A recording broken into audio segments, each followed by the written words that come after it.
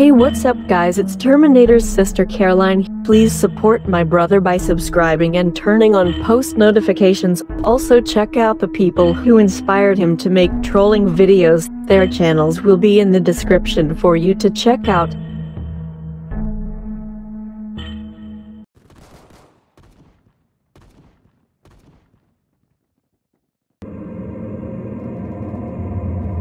This happened when I was in college. I was 20 at the time, studying for an upcoming exam in biology. That is, until my roommate busted in my room. She wasn't yelling, but I could see she was drunk by her excitement. I rolled my eyes and sighed. I completely lost focus now. But it was okay. I'd kind of gotten used to her behavior. She was a party girl while I was, well, a nerd. I tried to get back on my reading tracks again, but she patted me on the back and drunkenly giggled before speaking. "Come on, Jasmine. Every time I see you, you're always reading a book." I sighed before speaking. "And every time I see you, you smell of alcohol and vomit." She frowned at me. "How about this? I'll be quiet all week if you come to this party tomorrow at 8. I wanted to say no, but then I thought about it. I mean, I do always work really hard. Besides, she won't barge in like this for the whole week? Sounds too good, I thought to myself, so I nodded and continued to read. We got ready. I hadn't dressed up in ages, so I was kind of excited. The party was loud, filled with drunk people making out, bumping and dancing. The party was hosted in a basement-like setting, only it was much bigger and had a lot of space. I'm not going to lie, I did have a few drinks. I wasn't drunk, but I was definitely tipsy. So, as my view became tilted, this guy comes out of nowhere and has small talk with me. He was fairly attractive. He didn't seem drunk. We met and exchanged names. From what I remember, he had red dyed hair and blue eyes. He was white and about 6 feet. His name was Luke. We laughed and talked about topics like studying and books and that kind of thing. The talking went on for about a half an hour. He then said, "Hey, I'm going to get another drink. Want anything?" And I said, "Why not? I mean, I'm having fun." So later on, he came back with drinks.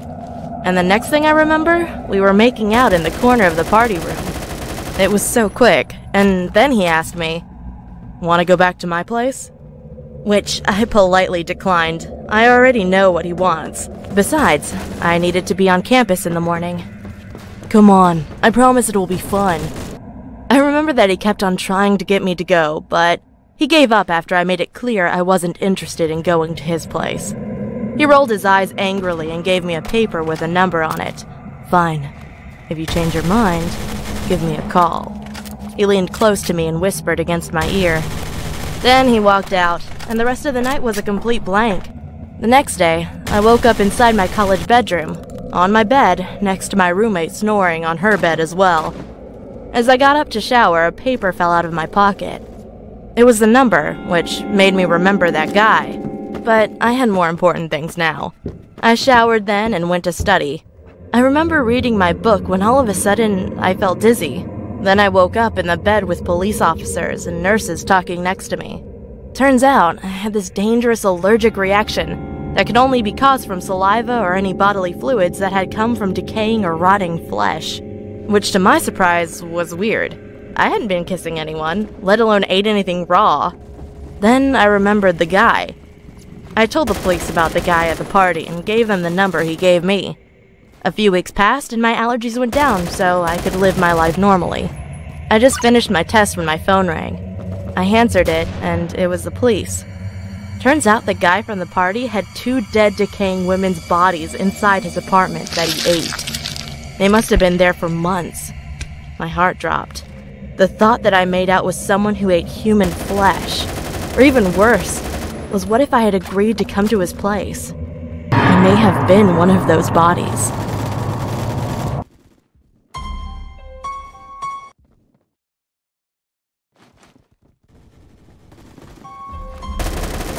When I was in the 7th grade, I heard about astral projection for the first time and thought the idea seemed pretty cool. Who wouldn't want an out-of-body experience and travel around the world? Anyways, I've been attempting it for several months to no avail. I did doubt it wasn't real and eventually stopped attempting it. Then one day on January, I decided to hit the bed at around 7 p.m. to take a nap, and the next second I began to feel I was being pulled out of my body as a strong vibration feeling overcame me, similar to that body feeling you get from a strong nicotine rush. I then was floating in my room and felt a presence right behind me, but didn't think much of it. It wasn't a good presence, more of a demonic one. Despite there being my family in the home awake, I didn't see anyone there, and only the light that illuminated the stairway was on. Everything also had a blue tint to it, and I could see clearly in the dark. I had to swim through the air to be able to move and went through my door and swam my way downstairs. I decided to go up and through the ceiling and then through the roof and explore this new plane of existence. However, as I went through the ceiling, I saw this creature rushing towards the stairs, and it stopped as soon as I stopped moving to see it. I could only see the back of it from the right side of it since it was blocked by a wall, but it had yellow skin, pointy, elongated ears, a tail that's medium-sized, and it appeared to be as tall as I was at the time, 5'6". I stared at it for a few seconds, frozen in fear, and before I knew it, I was awake, back in my bed. I looked at my clock and several minutes had passed by. I don't know what to think of that, but it was an interesting experience.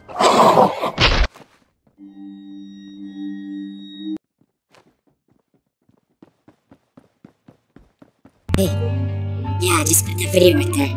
Thank you.